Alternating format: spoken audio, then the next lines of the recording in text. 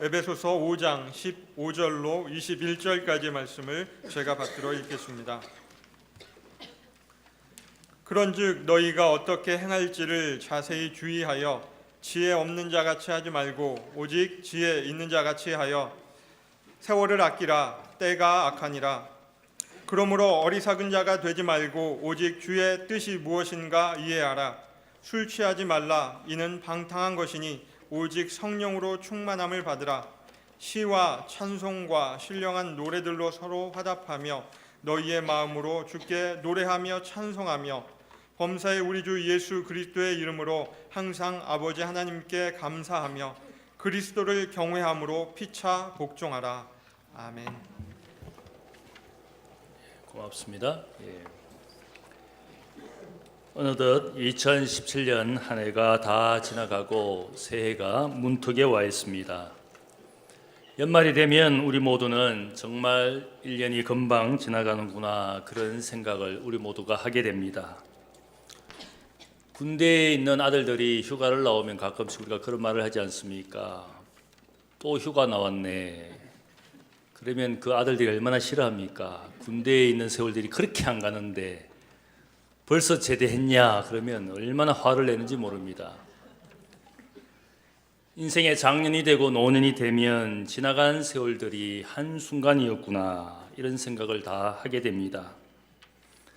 사도 바울은 감옥에 갇혀 있게 되었을 때에 자신의 인생이 드디어는 마지막을 향해 달려가고 있음을 알고는 지혜자가 마치 유언을 남기는 것처럼 에베소 교회 교인들에게 지혜로운 인생을 살 것을 당부합니다.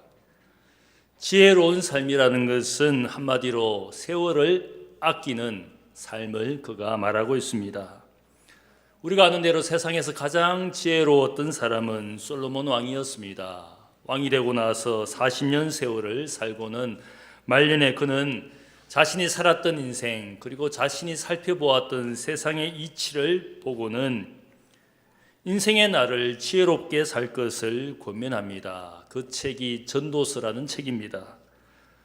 그 책의 3장 1절을 보면 범사에 기한이 있고 천하만사가 다 때가 있나니 날 때가 있고 죽을 때가 있고 사랑할 때가 있고 미워할 때가 있고 인생의 많은 때에 대해서 감사할 때, 좋을 때, 슬플 때, 고통당할 때 많은 인생의 때를 이야기하다가 그는 마지막 말씀 그 구절의 결론적으로 말하는 것은 하나님이 모든 것을 지으시되 때를 따라 아름답게 하셨고 또 사람들에게 영원을 사모하는 마음을 주셨느니라. 인생의 때를 이야기하면서 그가 특별히 강조한 것은 하나님이 인생을 지으셨고 때를 따라 때도 하나님이 지으셨고 인생의 때를 경험할 때마다 우리가 생각해야 될 것은 인생이 가진 하나님을 사모하는 마음, 영원을 사모하는 마음을 가지고 인생의 때를 살피고 인생의 때를 지혜롭게 살 것을 결국 말씀하고 있습니다.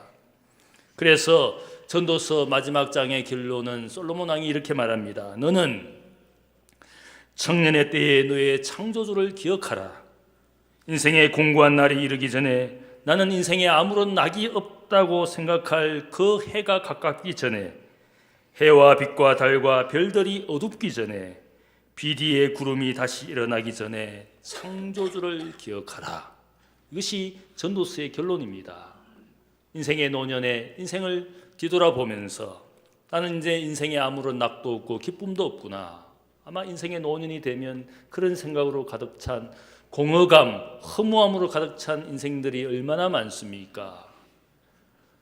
솔로몬 왕은 우리에게 말하기를 젊을 때에, 청년의 때에 창조주 하나님을 기억하면서 그 하나님을 사랑하고 경외하는 마음으로 인생의 때를 살 것을, 만일 그렇지 못하다면 인생의 노년에 결국은 공허감으로 가득 찬 것이 인생의 모양이라고 그렇게 말하고 있습니다. 인생의 모든 세월들을 영원을 사모하는 마음을 가지고 하나님을 경외하면서 인생의 세월과 시간을 살 것을, 그것이 지혜로운 인생인 것을 말하고 있습니다. 최고의 지혜자가 인생의 때를 어떻게 살 것을 가르쳐주는 것이 전도서의 말씀입니다. 바울은 본문 15절을 보면 말하기를 그런즉 너희가 어떻게 행할지를 자세히 주의하여 지혜 없는 자같이 하지 말고 오직 지혜 있는 자같이 하여 세월을 아끼라 이렇게 세월을 아끼라고, 인생의 마지막을 앞에 두고 죽음을 앞에 두고 그리스도인들에게 말하는 것은 인생의 세월을 아끼라고 권면합니다. 어떤 저자가 칼럼에서 말하기를 당신이 지금 35세가 되었다면 당신의 날은 이제 500일만 남은 것이다. 이렇게 칼럼의 제목을 썼습니다. 왜 500일만 남았냐고 그가 설명하기를 만일 우리의 수명, 인간의 수명을 70년이라고 잡는다면 거기에서 먹고 자는 시간, 일터에서 일하는 시간, 어떤 환경과 상황 속에서 어쩔 수 없이 타의로 살게 되는 그 시간, 다른 누군가를 위해서, 그것이 가족이 되었던 혹은 사장을 위해서 혹은 어떤 사업의 주인을 위해서 살아야 하는 시간과 나를 빼면 내가 나를 위하여 결정해서 살 수 있는 인생의 시간은 500일만 남은 것이다. 여러분의 인생을 위하여 여러분이 결정하고 여러분이 행할 수 있는 그 시간이 500일만 남은 것이라는 겁니다. 시간은 값비싼 것이라고, 그래서 세상 사람들이 시간은 돈이다, Time is money라는 말을 씁니다. 그런데 생각을 해보면 돈보다 더 귀중합니다. Time is life. 시간과 세월이 인생의 생명과 같은 것이지 않습니까? 성경이 우리에게 시간에 대해서 이야기할 때 우리가 하루 24시간, 1년 365일이라는 이런 시간의 개념은 모든 사람들이 그 시간의 법칙 속에 살고 있는, 흐르고 있는 시간입니다. 그것을 우리가 크로노스라는 헬라어 단어를 쓰는 시간의 개념이라면 성경이 우리에게 소개하는 다른 한 가지 시간의 개념이 있습니다. 더 중요한 시간의 개념이 있는데 그것은 카이로스라는 이 시간의 단어가 있습니다.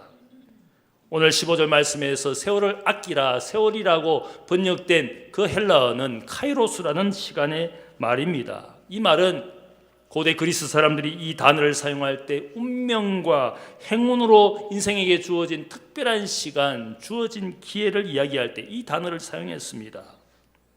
이 시간과 이 기회가 주어졌을 때 그 시간을 어떻게 사용하느냐, 그것은 우리에게 위험한 것이기도 하지만 그것을 결정하고 결심해서 잘 사용한다면 그 시간은 내게 유익한 것이고 내 인생의 미래를 결정하는 시간의 순간이라고 말하고 있습니다.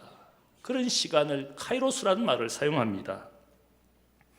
바울이 세월을 아끼라고 말했을 때, 나를 아끼라고 말했을 때 카이로스라는 이 단어를 사용합니다.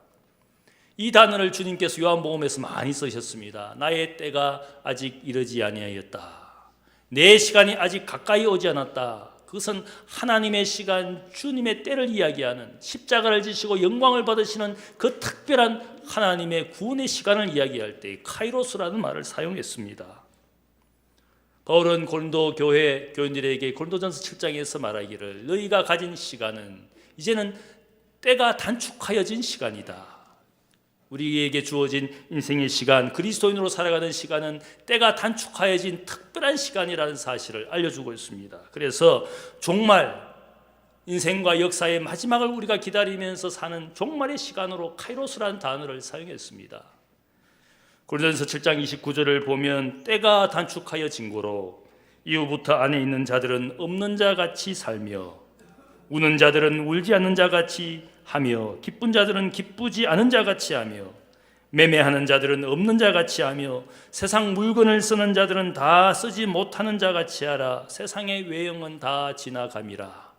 우리가 가진 시간이 영원하지 않고 이 세상에 사는 시간과 날은 단축되어진 마지막을 알고 사는 우리의 시간이어야 되는데 그 시간을 살 때 우리의 삶의 모양이 어떠냐? 가정을 가지고 남편과 아내가 즐겁게 만나서 가정을 이루어서 재밌는 시간을 보내는 그 시간도 영원한 시간이 아니다.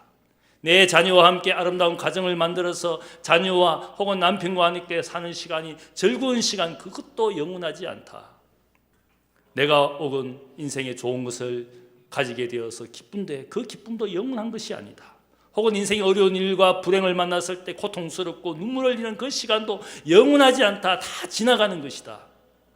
내가 인생에 좋은 아파트, 큰 아파트 장만해서 부동산에 투자해서 돈을 많이 벌어서 가지고 있는 것을 보면서 즐거워할지 모르지만 그 모든 세상에 가진 것들은 다 지나가는 것이다. 인생의 날과 시간을 다 사용하고 나면 다 내려놓고 가야 되는 것들에 불과하니까 다 지나가는 것에 불과하다. 시간의 법칙 속에 우리가 가진 감정도, 우리가 누리는 것도 다 지나가는 것이다. 우리는 그러면 어떻게 인생을 살아가야 되느냐? 인생의 날과 시간을, 이 구절에서 바울이 결론적으로 내린 것은 주를 기쁘시게 하는 삶을 살라, 그렇게 우리에게 권면합니다. 종말적인 시간을 산다는 것은 주님이 베풀어 주신 기회와 시간을 가지고 주님을 기쁘시게 하는 삶이 바로 그리스도인들이 살아가야 될 종말론적인 삶이라는 사실을 알려주고 있습니다. 예수님께서 말씀하신 비유 가운데 가장 유명한 비유가 있다면 달란트 비유입니다. 여러분이 잘 아시는 비유입니다. 집주인이 떠나갈 때 자신이 가진 달란트 돈을 종들에게 나누어 주었습니다. 5달란트 혹은 2달란트, 1달란트를 세 종에게 각각 주었습니다. 주인은 떠나가지만 반드시 돌아오니까 주인이 준 달란트를 가지고 이 종들이 열심히 주인의 것을 가지고 열심히 일하도록 기대하고 떠나갔습니다. 주인이 돌아와서 5달란트, 2달란트를 가지게 했던 종들이 어떻게 열심히 살았는지 주인이 준 것을 가지고 열심히 일해서 남겼습니다. 주인이 그들을 칭찬해 주었습니다. 착하고 충성된 종아. 그런데 1달란트를 받은 종은 어떻게 했습니까? 그 달란트를 가지고 아무것도 하지 않고 땅속에 파묻었습니다. 주인이 종들에게 자신의 것을 나눠주고 떠나가는 시간부터 돌아오는 그 시간 사이를 우리가 종말이라는 시간을 가지고 생각해 보게 됩니다. 주어진 기회, 주어진 시간, 제한된 기회와 제한된 시간입니다. 주인이 돌아와서 자신이 준 것을 가지고 세마는 날과 시간이 오고 있기 때문에 이것은 기회이기도 하지만 동시에 위기이기도 합니다. 왜냐하면 내게 책임이 주어졌고 소명이 주어졌기 때문에 책임과 소명을 다하지 않는다면 기회가 오히려 심판받는 위기가 되기 때문에, 그래서 우리가 카이로스라는 말로부터 영어 크라이시스라는 말이 나왔습니다. 기회이지만 동시에 위기도 될 수 있다는 그런 시간의 개념을 말하고 있습니다. 하나님이 주신 것을, 이 시간과 세월을 아껴야 된다. 헬라어 이 말은 기회를 최대한 이용하라, 시간을 활용하라, 이런 뜻을 가지고 있습니다. 고대 그리스 사람들은 시간이라는 이 카이로스를 형상화해서 조각으로 만들었습니다. 어떻게 만들었냐면 사람의 모양을 가졌어요. 시간이 사람의 모양으로 형상화되었는데 그 발을 보면 날개를 달았습니다. 이 말은 시간이 마치 날개를 가지고 날아가는 것처럼 시간은 날아가는 것이다, 그렇게 빨리 지나간다라는 뜻입니다. 또 시간의 머리를 보면 앞머리에는 머리채를 길게 늘어뜨리고 있습니다. 이 말은 내게 다가오고 있는 이 시간을 내가 붙잡을 수 있다는 뜻입니다. 붙잡아서 그 시간을 가지고 내가 활용하고 쓸 수 있는 것이 시간입니다. 그런데 이 시간을 내가 잘 활용하지 못하고 시간을 허비하게 되면 뒤돌아보면 시간이 지나가고 있습니다. 붙잡고 싶습니다. 저 시간 내가 다시 붙잡고 싶은데 시간의 뒷머리는 머리카락 한 올 없는 민대머리입니다. 붙잡을 수 없는 것이 시간의 뒷머리라는 겁니다.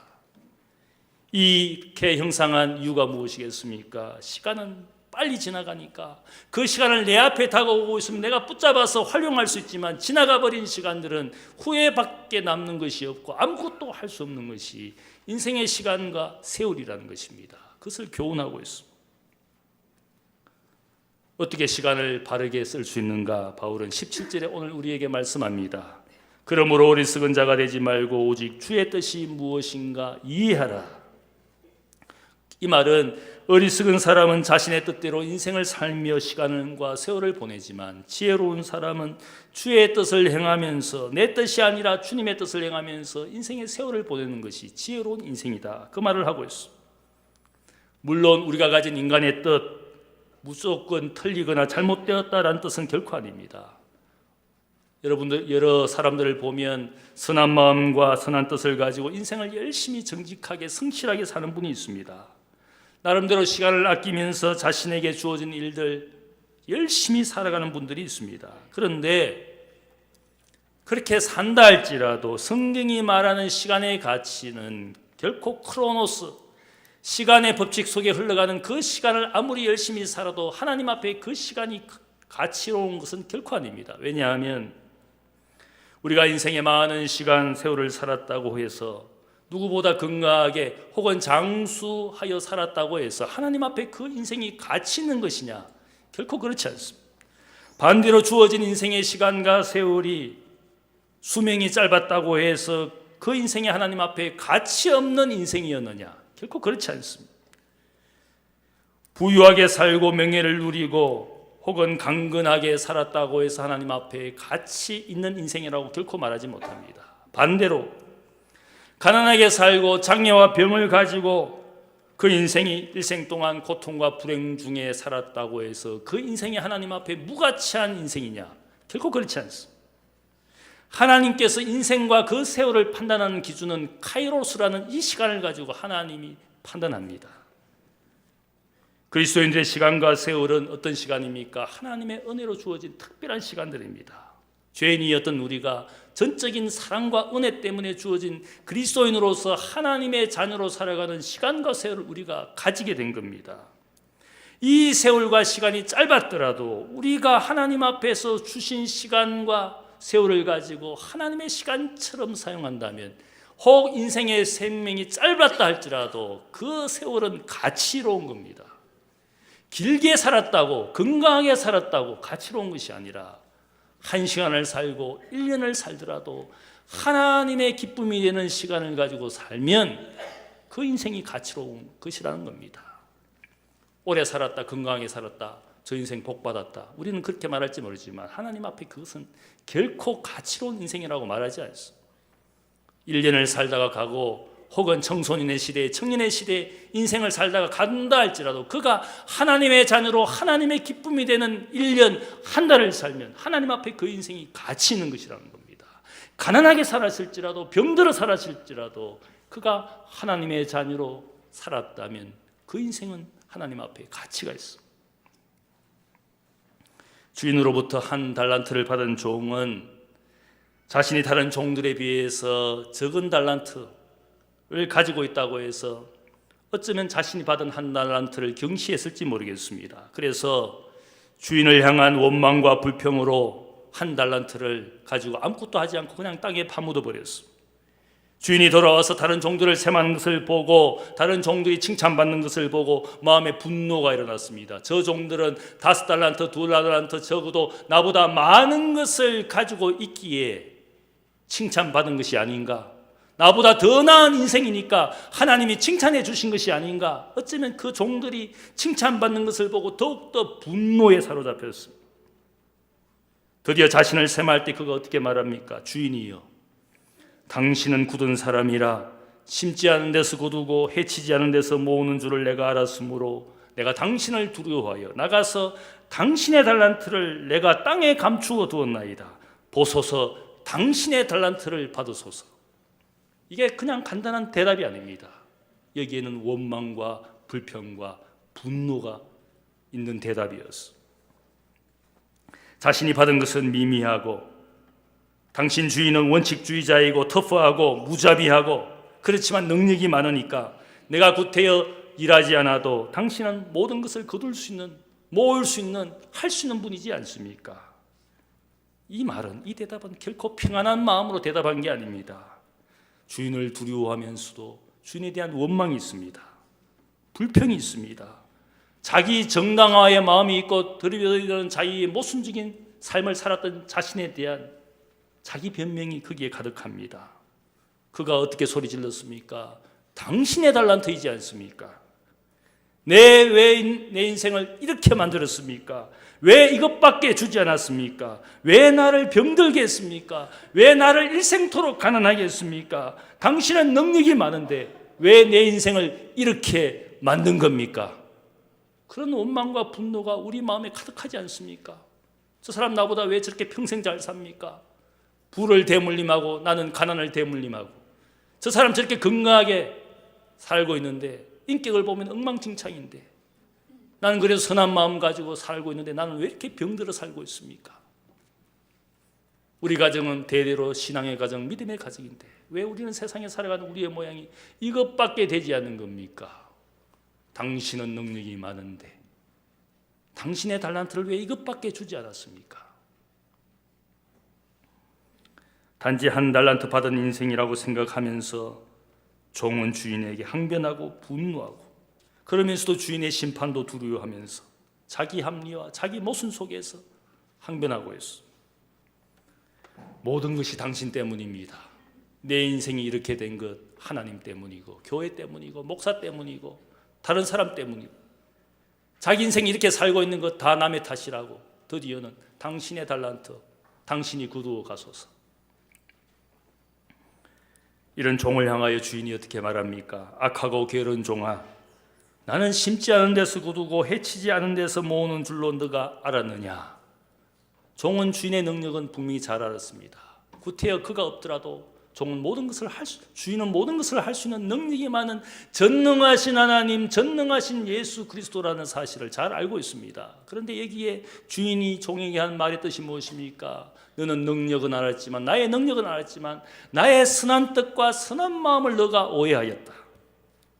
우리의 인생에 수고 없이도 그분은 자신의 능력으로 모든 것을 할 수 있는 분이지만 우리를 향하신 하나님의 뜻은 무엇입니까? 나를 주님의 파트너로 만들어 주신 겁니다. 삼아 주신 겁니다. 아무리 작은 것이라도, 아무리 가난해도, 아무리 병들어도, 아무리 장애를 가졌더라도 주님께서 내 인생을 자신의 파트너로 삼아 주신 겁니다. 한 달란트가 너무 적다고 나는 원망하고 불평할지 모르지만 원래 우리는 한 달란트도 받을 자격이 없는 전적으로 무익한 종, 전적으로 무익한 죄인들이었어. 그 한 달란트는 주님께서 생명을 주신 겁니다. 자신의 죽음으로 우리에게 사랑과 은혜를 베풀어 주신 한 달란트입니다. 작은 것이 아니라 너무 귀한 것입니다. 나에게 달란트를 주시지 않고 혼자 일하고 혼자 모든 것을 하실 수 있는 분이지만 자신의 것을 나누어 주신 한 달란트였습니다. 나는 그것이 작다고 적다고 땅속에 파묻고 아무것도 하지 않았어. 주인의 뜻은 많은 것을 남기기를 원하시는 것이 아니라 공적, 업적을 많이 남긴 종들을 칭찬하는 것이 아니라 주인이 준 것을 감사하며 귀하게 여기며 주인의 기쁨이 되기 위하여 열심히 일한 것에 대한 칭찬이었어. 5달란트, 2달란트 받은 사람은 똑같은 칭찬을 받은 겁니다. 구별하여 칭찬하신 것이 아니라 똑같은 칭찬이었어. 1달란트를 받은 사람은 아무 일도 하지 않고 주인이 준 것을 가지고 인생과 시간을 다 허비했어. 그리고는 당신의 것이 여기에 있습니다. 주인은 당신의 것을 받기를 원하신 것이 아니라 내가 주인의 것을 받아서 감사해서 내 인생의 눈물과 땀을 통하여 주인을 위하여 내가 남긴 것을 기대하신 것이 바로 주인이신 예수 그리스도의 선한 뜻이라 할 수 있어. 하나님의 뜻을 제대로 알지 못하거나 혹은 악한 종처럼 주인의 선한 뜻을 오해하면 인생을 잘못 살고 있는 겁니다. 바울은 그래서 우리가 하나님이 기뻐하시는 인생이 되기 위해서는 우리가 먼저 알아야 될 하나님의 뜻을 잘 분별하도록, 그분의 뜻을 오해하지 않고, 그분의 뜻을 무시하지 않고, 그분의 뜻에 대해서 무지하지 않고 살아가기를 원하시는 것이 하나님의 기대입니다. 그래서 로마서 12장 2절을 보면 너희는 이 세대를 본받지 말고 오직 마음을 새롭게 함으로 변화를 받아 하나님의 선하시고 기뻐하시고 온전한 뜻이 무엇인지 분별하도록 하라. 우리가 다 하나님의 산 제물이 되어야 되는데, 하나님 앞에 우리의 삶을, 인생을 드려야 되는데, 먼저 온전히 드리기 위해서는 하나님의 뜻을 바르게 하는 것이 필요하다. 선하고 기뻐하시는 뜻이 무엇인가? 내 인생을 통하여 하나님이 어떤 기쁨을 가지기를 원하시는가? 그분의 뜻을 잘 알아야 돼. 신앙생활은 잘 하는 것 같은데 하나님의 뜻과는 전혀 상관없이 일하는 분이 있습니다. 열심히 봉사하고 열심히 일은 하지만 자신의 뜻이 우선입니다. 우리가 어떤 하나님의 뜻을 가지고 신앙생활, 교회생활을 해야 되느냐. 오늘도 교회가 많고 교인들은 많지만 진짜 하나님의 뜻을 행하는 그리스도인과 교회가 얼마나 되는지 우리 자신들에게 묻지 않을 수 없습니다. 목사의 뜻만 가득하고 장로의 뜻만 가득하고 자신의 뜻만 가득하고 봉사하고 희생하고 교회가 되었지만 하나님의 뜻과 전혀 상관없는 인생으로 사는 분들이 얼마나 많습니까? 나를 향하신 하나님의 뜻이 무엇이냐? 우리가 얼마나 궁금해하는지 모릅니다. 하나님, 도대체 내 인생의 미래, 내가 무엇을 해야 됩니까? 무엇이 되어야 됩니까? 우리 가정은 무엇을 해야 됩니까? 구체적인 하나님의 뜻에 대해서 우리가 많이 묻습니다. 그래서 궁금해서 500원 내고 물으면 하나님이 대답해 주시느냐? 대답해 주지 않습니다. 헌금 생활 잘하고 헌금 많이 낸다고 해서 하나님이 복채를 많이 받으셨으니까 하나님의 뜻을 알려주는 것이냐? 무당처럼 혹은 점쟁이처럼 복채 많이 받고 하나님의 뜻을 알려주시느냐? 절대로 하나님이 알려주시지 않습니다. 봉사를 많이 해서 지성이면 감천이다. 그 대가로 하나님이 갑자기 꿈과 환상을 통하여 내 눈앞에 기적처럼 하나님의 뜻을 보여주시느냐? 절대로 하나님 그렇게 하지 않습니다. 하나님의 뜻을 이미 우리에게 알려주셨기 때문에 우리가 가진 이 하나님의 말씀, 성경 말씀에 하나님의 뜻이 가득합니다. 하나님의 뜻이 무엇입니까? 사도 바울은 오늘 본문 말씀 전에 보면 예수 안에 있는 진리를 너희가 듣고 배웠다. 예수님이 하나님의 뜻 그 자체입니다. 예수님의 교훈과 예수님의 삶의 모양, 그분의 은혜와 사랑이 하나님의 뜻입니다. 예수는 하나님의 예스가 되었느니라. 인생이 구하고 원하는 모든 것에 하나님의 응답이라는 겁니다. 무엇을 원합니까? 무슨 뜻을 구합니까? 예수를 알게 되면 하나님 안에 예스가, 내가 알고 싶은 궁금해하는 모든 것이 그분 가운데 하나님의 예스로 이 땅에 오신 주님이라고 말씀하고 있습니다. 하나님의 분명한 말씀은 다 뒷전으로 하고 미래의 일을 운명처럼 알고 싶어서 하나님의 뜻을 알고자 우리가 때로는 사이비 이단 교주한테 무릎을 꿇고 혹은 어떤 신령한 목사한테, 예언하는 권사한테 찾아가서 뜻을 알게 해달라고. 저희 어머님이 저 어릴 때 기도원에 예언하시는 권사님 찾아갔습니다. 이 아들이 앞으로 무엇이 될 것 같습니까? 예언하는 권사님 뭐라 그랬겠습니까? 저 사람 검사 될 거야. 제가 검사 되었습니까? 무슨 거짓말쟁이들이 가득하지 않습니까? 나를 향하신 하나님의 뜻을 알고자 그렇게 기적처럼 보여주시기를 원한다면 더 큰 유혹과 미혹에 빠지게 되어 있습니다. 이미 하나님의 말씀에 하나님의 뜻이 가득한데 그 모든 것들을 뒤로합니다. 항상 기뻐하라, 범사에 감사하라, 쉬지 말고 기도하라. 이는 그리스도 예수 안에서 너희를 향하신 하나님의 뜻이니라. 기도와 감사와 기쁨으로 사는 것이 하나님의 뜻입니다. 오늘도 말씀 보면 성령 충만하라, 찬양과 감사로 서로 화답하라, 늘 기뻐하라. 하나님의 뜻이 가득한 말씀이 우리에게 있지 않습니까? 인생의 때를 살면서 어떤 위기와 고난 가운데서도 믿음의 인내를 통하여 우리의 신앙을 붙들고 하나님의 뜻을 구하여 하나님의 나라와 생명을 사모하며 인생에 인내하며 살아가는 분명한 뜻, 무엇을 해야 된다라고 가르쳐 주시는 것이 아니라 거기에 우리가 믿음의 인내를 가지고 이 모든 고난을 이겨내는, 더 열심히 모이고 더 열심히 기도하고 더 열심히 감사하고 기뻐하는 것이 하나님의 뜻이라는 겁니다. 그 모든 뜻은 무시하고 결국은 내 뜻대로 살면서 걱정과 염려와 슬픔으로 우리가 인생을 살지 않습니까? 아이젠하워 장군은 말하기를 긴급한 것은 결코 중요하지 않은 것처럼 보인다. 그리고 중요한 것은 결코 긴급한 것처럼 보이지 않는다. 이런 말을 했습니다. 이 말은 우리가 인생의 시간을 보내며 살 때에 수많은 긴급하게 보이는 일들이 우리의 삶을, 우리의 영혼을, 우리의 마음을 흔듭니다. 그래서 그 긴급한 일이 닥쳤을 때 그 일을 하느라고 인생의 시간과 세월들을 보냅니다. 긴급한 일이 한두 개가 아니라 인생을 살다 보면 수많은 일들이 긴급하게 보이고, 자녀를 키우고 자녀를 학원 보내고 회사에 혹은 가게에 혹은 사람들과 관계 속에 일어난 수많은 일들이 다 긴급하게 보입니다. 경조사를 찾아가고 혹은 누구를 만나야 되고 놀러 가고 여행 가고 그 모든 일들이 어쩌면 우리의 삶 속에 긴급하게 보입니다. 내가 저거 하지 않으면 안 돼. 그런데 세월을 살다 보면, 인생을 뒤돌아보면 모든 것이 긴급한 것들 뿐이었습니다.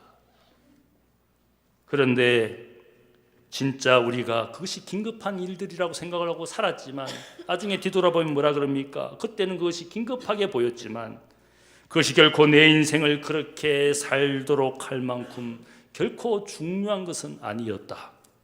이것이 우리의 삶의 후회입니다. 그것이 중요한 줄 알았는데 긴급한 것이었지 중요한 것은 결코 아니었어.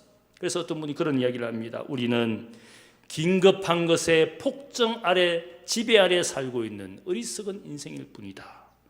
긴급하게 보였지만 결코 중요한 것은 아니었어. 우리의 영적인 모든 질서와 우선순위를 다 무너뜨린 것이 긴급한 일의 폭정이었어. 내 인생과 시간을 그 긴급한 것들에 내 인생을 맡기고 살다 보니까 세상은 점점 더 바빠지고 내 삶이 바쁜 것 같지만 피곤하게 되지만 그러나 내 삶은 아무것도 남는 것이 없는 허무와 공허감으로 가득 찬 것이 인생의 말년입니다. 진짜 중요한 것이었는지, 진짜 중요한 일들을 하는 긴급한 것이었는지 생각해 보면 그렇지 않습니다. 우리가 시간을 어떻게 사용해야 됩니까? 오늘 말씀을 보면 시간을 어떻게 사용할지를 주님께 우리가 물어보아야 됩니다.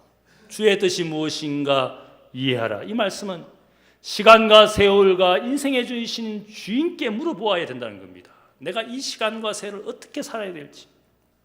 여러분들이 어려운 일들이 있으면 건강을 잃거나 마음이 불안하거나 혹은 회사나 여러 가지 일들을 하다 보면 때로는 우리가 전문가의 도움을 받으려고 합니다. 컨설턴트나 카운셀러나 혹은 정신과 의사를 찾아갑니다. 그분들을 찾아가는 이유가 뭡니까? 그분을 신뢰할 수 있고 전문가니까 신뢰할 수 있고 그분의 도움을 받겠다는 뜻이지 않습니까? 인생의 주인이신 혹은 시간의 주인이신 주님께 아무것도 물어보지 않고 내 시간과 세월을 마음대로 살면 그것은 어리석은 겁니다. 그분께 물어봐야 됩니다. 내 시간을 사용할 때마다, 내 시간을 결정할 때마다, 내가 무슨 일을 이 시간에 해야 되는지 내가 결심할 때마다 시간의 주인이신 주님께 컨설팅을 해야 됩니다. 그거 하지 않고 마음대로 결정하는 분 너무너무 많습니다. 교회에서 어떤 직분과 일을 주어졌을 때 내가 오늘 이 일을 할 때, 이 시간을 사용할 때 내가 무엇을 해야 되는지 하나님께 한 번이라도 물어보고 와야 되는 겁니다. 그거 물어보지 않고 마음대로 시간을 사용합니다. 그 시간 사용하다가 영적인 우선순위도 없고 신앙도 없고 믿음 생활도 없고 마음대로 나가서 삽니다. 그런 시간, 그런 세월 살다가 인생을 뒤돌아보면 나는 하나님 앞에 한 것이 아무것도 없어. 주일 예배도 오고 싶으면 오고 가고 싶으면 가고 직분을 맡아도 하고 싶으면 하고 말면 말고 물어보고 있습니까? 그 시간 거기에서 내가 무슨 일을 해야 되는지 시간의 주인이신 하나님께 물어본 적이 있습니까? 내 마음대로 결정했어. 그것이 작은 것이라고 생각해서 마음대로 결정했을지 모르지만 한 달란트를 받은 종에게 말하는 것이 뭡니까? 너가 작은 것에 충성하지 못했으니까 내가 너에게 큰 것도 맡기지 않는다. 너가 작은 것에 충성했으니까 내가 큰 것도 맡기겠다. 주인의 칭찬과 주인의 훈계가 무엇을 말합니까? 그것이 작은 것이 아니라 주님의 것이기 때문에 그것을 가지고 하나님께 물어보아야 되는 겁니다. 작은 것이라고 경시할 것이 아니라 주님의 것이라고 귀하게 여겨야 됩니다. 오늘 나의 순종이 나의 미래를 결정하는 것이 그것이 기독교의 진리입니다. 과거 전생이 어떠했냐? 인연을 따지고 과거를 따지는 것 그것은 다른 종교 이야기입니다. 기독교는 오늘의 종교입니다. 물론 내일을 우리가 기대하지만 오늘 이 시간 내가 주님 앞에 순종하는 그것이 내 인생의 미래를 바꾸는 겁니다. 오늘 내가 어떤 시간을 어떻게 사용하느냐 그것을 내가 결정하는 그 순간에 내 미래가 바뀌는 겁니다. 내가 오늘 어떻게 살고 있느냐에 따라서 내 인생의 미래가 바뀌어질 수 있습니다. 기독교는 결코 운명론이 아닙니다. 결정론이 아닙니다. 내가 하나님의 뜻이 무엇입니까? 내 미래 나는 무엇이 됩니까? 결정해놓고 하나님이 인생을 이게 역사하지 않습니다. 내가 오늘 하나님 앞에 어떻게 살고 있느냐에 따라서 내 인생이 바뀌는 겁니다. 그것이 기독교의 복음입니다. 왜 수많은 노예와 수많은 소외당한 사람들이 예수의 복음에 환호했느냐? 나의 오늘의 믿음이 내 인생의 미래를 바꿀 것이다. 그것이 로마 사회를 바꾼 복음이었어. 미래를 알고 싶습니까? 오늘 자신의 모습을 알면 미래는 그 모양이 미래를 만들어 놓았을 겁니다. 어떻게 오늘 이 시간 주일 시간을 보내고 있느냐? 여러분이 그 시간에 어떻게 살았느냐에 따라서 여러분의 인생이 결정될 겁니다. 그것이 기독교의 진리입니다. 시간과 세월을 사는 나의 모습을 바꾸면 인생의 모습도 인생의 미래도 바뀝니다. 세상을 사는 나의 시간이 하나님의 시간으로 바뀌고 나의 뜻이 하나님의 뜻에 순복하면 내 인생이 은혜와 복으로 가득 차게 될 겁니다. 어느 중세 신비주의자가 자신의 삶을 이렇게 고백했습니다. 나는 젊었을 때의 혁명가로서 주님 나에게 세상을 바꿀 만한 능력을 주십시오. 이렇게 기도했습니다. 그런데 내가 중년이 되면서 인생의 반을 보내었음에도 내가 한 영혼을 바꾸지 못하였을 때 나는 나의 기도를 바꾸었습니다. 주님, 이제는 나에게 다가온 영혼들, 나의 가족들과 친구들을 바꿀 수 있는 은혜를 주십시오. 그러면 제가 만족하겠습니다. 내 가까이 있는 사람이라도 이제는 바꿀 수 있는 능력을 달라고 중년의 기도가 바뀌었어. 그리고 이제 나이가 많아져서 나의 날이 얼마 남지 않았을 때 나는 내가 얼마나 어리석었는지를 깨닫고는 이렇게 노년의 기도를 바꾸었습니다. 주님, 나에게 나를 바꿀 수 있는 은혜를 주십시오. 내가 처음부터 이 기도를 당신에게 할 수 있었다면 나는 나의 인생을 이토록 허비하지 않았을 겁니다. 내 인생을 위하여 기도합니다. 내가 이 시간 어떤 일을 하게 되는 결심을 하고 있는지, 내 인생 나의 뜻, 나의 시간을 하나님의 뜻과 하나님의 시간에 맞추는 그 기도와 그 훈련과 그 삶을 살 때 노년에 후회하지 않을 겁니다. 인생의 세월 다 살고 나서 내 뜻대로 내 생각대로 살다가 인생의 세월을 다 보내고 많은 사람들이 인생의 허무함과 공허감으로 가득 차지 않습니까? 너는 청년의 때에 창조주 하나님을 기억하라. 인생에 더 이상 낙이 없다고 기쁨이 없다고 생각되는 그 해가 되기 전에 너의 창조주 하나님을 인생의 때에 기억하라. 세월을 아끼며 사는 하나님의 뜻과 하나님의 시간 속에 살아갈 때 우리의 인생의 미래가 밝아지는 겁니다. 그러한 성도가 되시기를 주님의 이름으로 축복합니다. 기도하겠습니다. 사랑의 아버지 하나님, 감사합니다. 하나님 아버지, 저는 늘 인생의 미래, 내 인생이 어떤 인생 될지를 우리가 그 뜻을 묻지만 오늘 나의 시간, 나의 날 속에 하나님의 뜻과 하나님의 시간 속에 살지 않는 우리의 어리석음을 용서하여 주옵소서.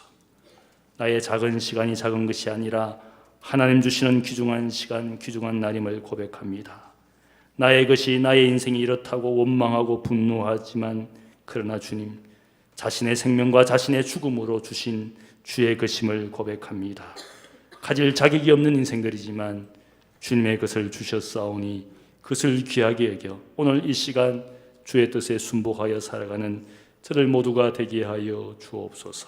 감사하며 예수님의 이름으로 기도하옵나이다. 아멘.